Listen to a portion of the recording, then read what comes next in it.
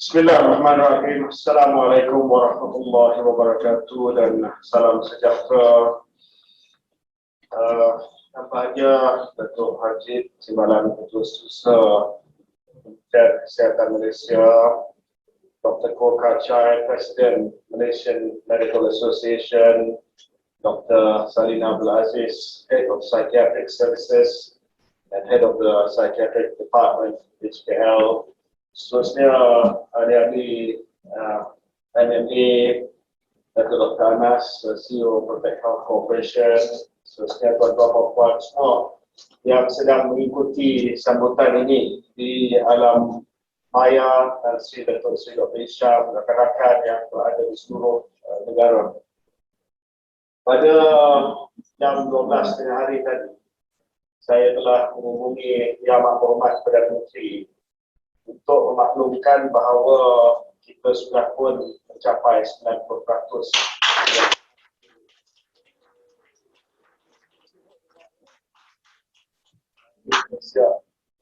Dan dengan itu saya telah maklumkan kepada Yang Amat Berhormat bahawa Perdana Menteri boleh umumkan bahawa pentas negeri dibenarkan berkuat kuasa esok.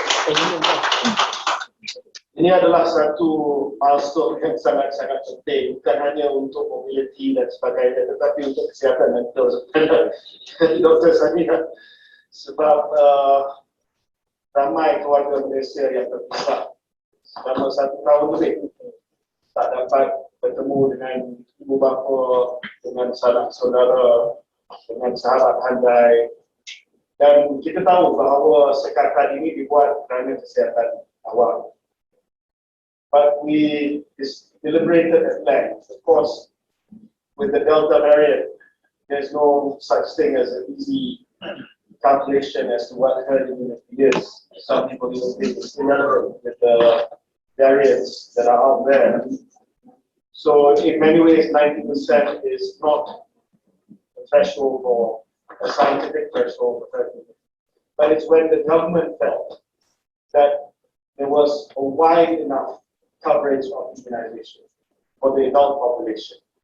Dan kita pun tahu bahawa semenjak 3 minggu yang lepas, we have started with the adolescent vaccination. 65% of our teenagers have received at least the first dose. So we felt the time was right, because if we kept the state borders closed, we would inflict bigger, not just economic costs, but also a cost on our mental and physical well-being. Sebab itulah kita, alhamdulillah, hari ini telah mencapai nilai ambang yang telah pun kita janji dan kita umumkan. And of course, we went one step further. We said for those Malaysians who want to travel abroad, of course some of them have families abroad, we've not seen them for years. Sebelum ini kena mohon melalui immigration, my travel pass, and we've lifted that. Anybody who wants to go abroad now can go abroad, but you still have to quarantine when you come back. Dan ini adalah, saya rasa, pengumuman yang sangat tepat pada tarikh ini. Tarikh ini iaitu 10 hari bulan 10, yang mana kita sambut Hari Kesihatan Mental Sedunia dan juga kita sambut Hari Doktor Malaysia. Dan saya rasa pengumuman daripada Perdana Menteri adalah sebenarnya satu penghargaan juga kepada barisan hadapan doktor kita.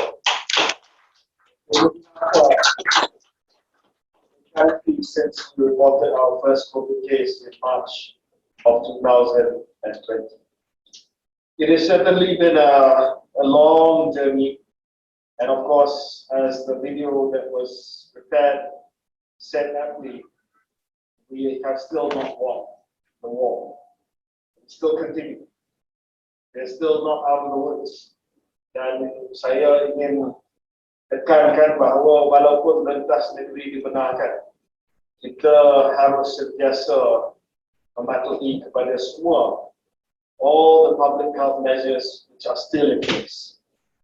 Doesn't mean that the SOPs are gone. In fact, we must continue to observe the SOPs even more strict, even more widely And we must ensure that we remind others that they must also adhere to the SOPs.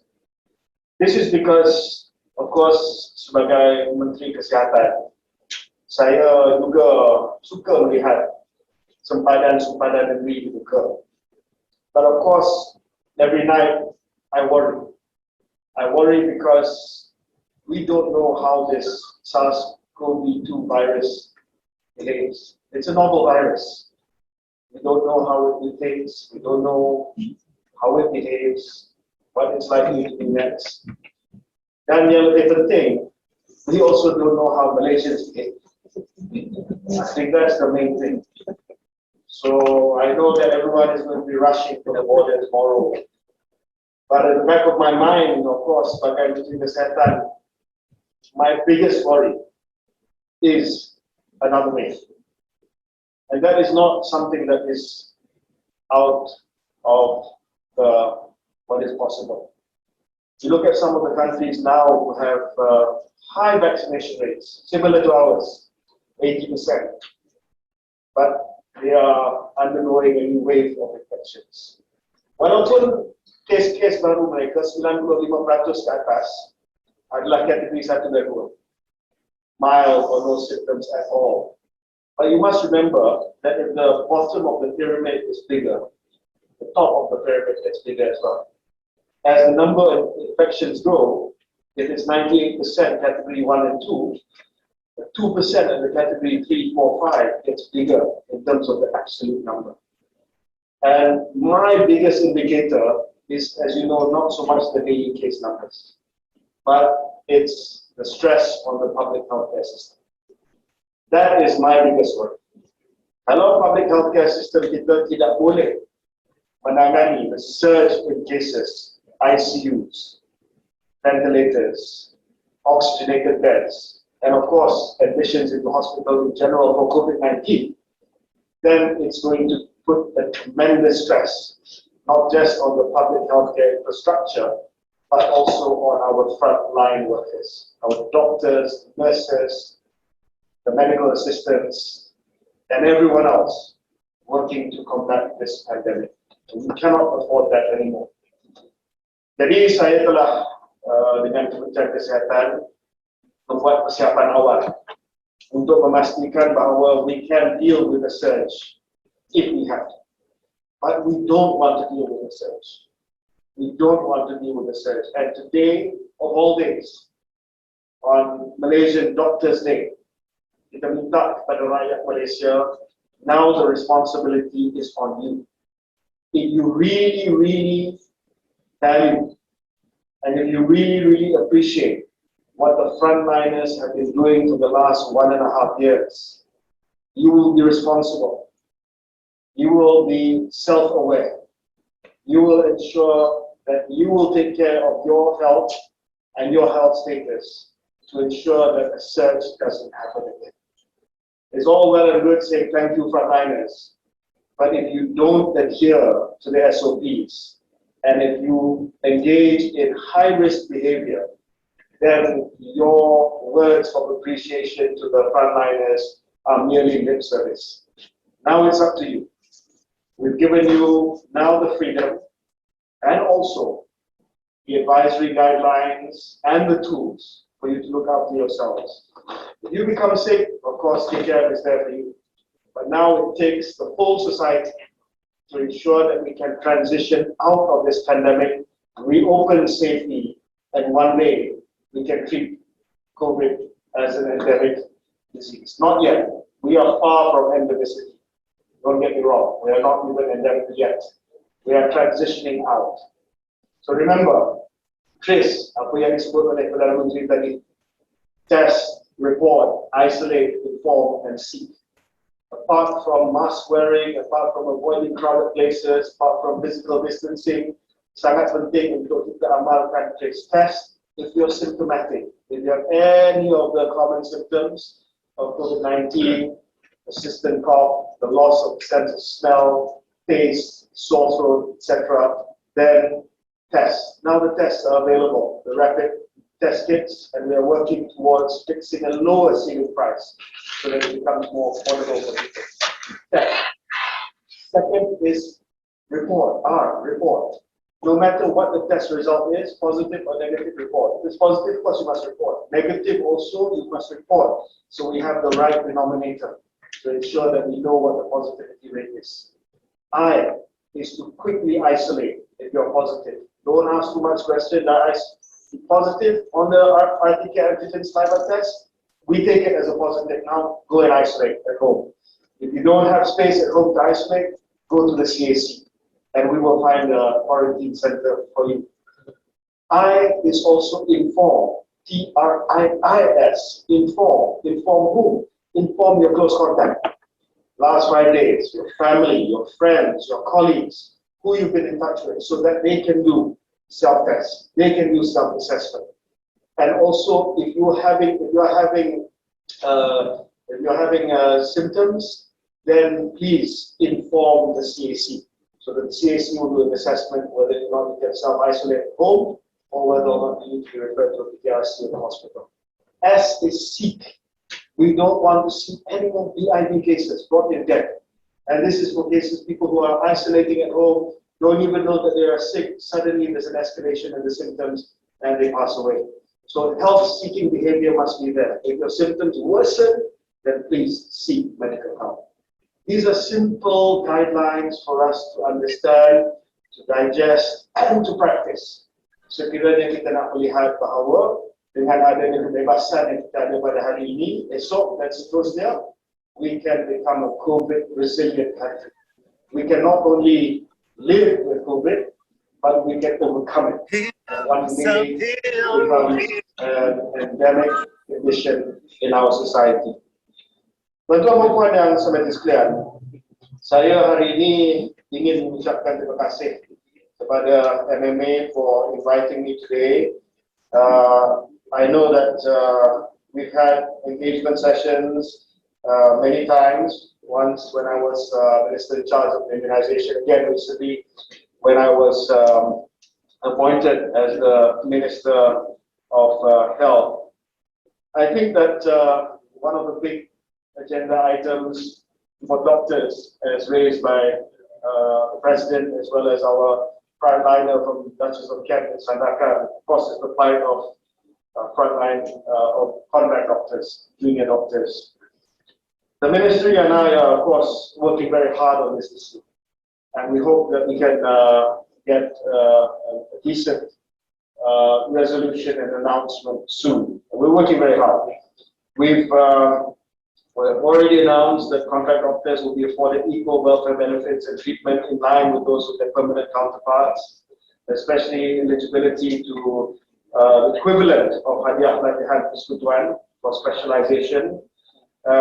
We also want to allow them to take turns on going on leave soon, once the situation is deemed manageable. And also, for those with excess leave, we have talked to JPA to allow them to carry forward this leave for next year. So these are things that we are working hard on. But I know, of course, the biggest issue is that of their position, whether it's a contract position or whether it's a permanent position. So we're still working hard on this, and I hope we can bring some good news soon. Doctors are, of course, doing their best throughout the pandemic, but I also want to take this opportunity on the World Mental Health Day to say that I'm also very concerned about the state of mental health of our frontliners. I think many are burnt out.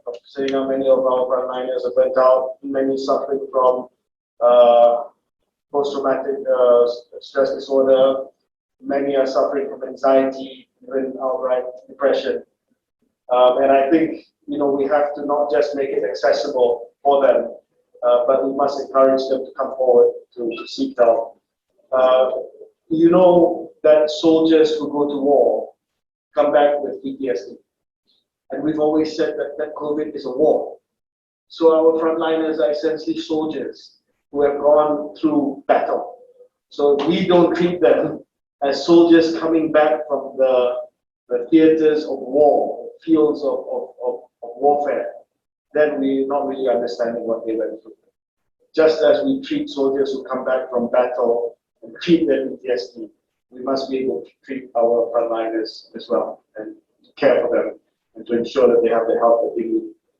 Today I announced that apart from, of course, the strategic plan for mental health, increasing access, we also want to develop digital tools to make mental health services more accessible to the public. Not just the phone numbers, but other more innovative tools that can be developed so that anyone with a MySejahtera phone can have access to mental health. And those without phones, of course, will continue to access our hospitals, our clinics, our Unkari centers for mental health. I also announced, and I don't know, not saying I heard the announcement, the National Center of Excellence for Mental Health. We want to establish one where it will be not just for research, but the main center for referral, national for mental health. We really put it as an agenda for us going forward. So let me find the money for that. I mean, it's one thing announcing it, it's another thing finding the money. But I'm sure that, you know, if there's anything that we've learned from this pandemic, the healthcare sector deserves all the support that it needs from the government. Yeah, all the support. Adding to the MMA, I'd just like to say thank you for the invitation today. You know, we've worked hard together on the immunization program, and I think we need to continue to work hard, especially with the private sector as well. That's why Protect Health is here in going forward. We've got immunizations for teenagers now. We want to start the immunization for high-risk people, elderly people, immunocompromised people, those with comorbidities, the frontliners, to get their third or their booster shot after this. So we increase the level of immunity for these people who are at high risk. That will need the support from our private GP friends. Yeah, we want to use the private GP again. Hopefully, we will get regulatory approval for vaccinations for children under the age of 12. Right now, we need to protect the high risk, the most vulnerable in our society, the elderly and those under 12. Number of cases of COVID for under 12 going up, about 40,000 if I'm not mistaken this year alone. Most of it light, but nonetheless, we don't know what the effect of long COVID, for instance, on children will be. And we want them to avoid it infected in the first place. So hopefully, children will be able to be vaccinated, hopefully sometime next year, and we'll give them that shield against COVID also. But also going forward, I need to sit down to talk to our private sector, private GPs, to also assist in home monitoring. As we move towards treating COVID at the hospitals and at the ICUs, because of vaccinations, the symptoms are milder or asymptomatic. What we want to see is more home isolation. But for home isolation, we also need people to monitor them in home isolation to make sure they don't get sick, to make sure that they don't fall seriously ill, just to ask, how are you doing? We can't do that in the government sector alone. We need the private GPs to come in to support us with the private CACs, with the virtual CACs. So we'll figure out something. We'll work together and share the burden, and we'll make sure the resources are available for private GPs to help us. And then we can start thinking about transitioning more towards what used to be normalcy for us. Jadi sekali lagi saya ucapkan terima kasih kepada semua, all the doctors in Malaysia. On behalf of the Ministry of Health, I would like to say, of course, thank you. Thank you for all your sacrifice and service, not just the last 2 years, but throughout these years, for taking care of Malaysians. But as we embark on a journey post-pandemic, I would like to also invite doctors to come together with us if we can, so that we can reimagine healthcare for the future. We're confronted with the burden of NCDs, greater disease burden in the next 10 years, aging population. We want to see how preventive medicine, predictive medicine can play a bigger role, not just curative care.